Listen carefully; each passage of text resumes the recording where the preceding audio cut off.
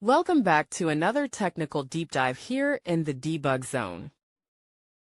Today we're tackling a big question and breaking it down with insights from other users.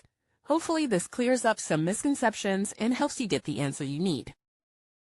So buckle up, stay a little curious, and let's jump right in.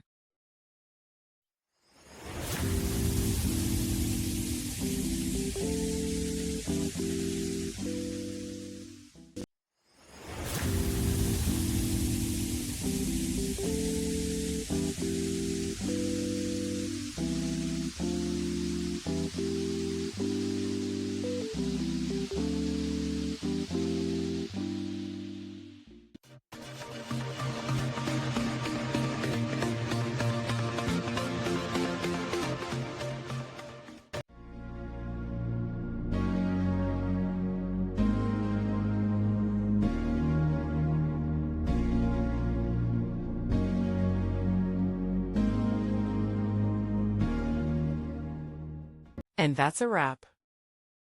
I hope you found the answer you were looking for.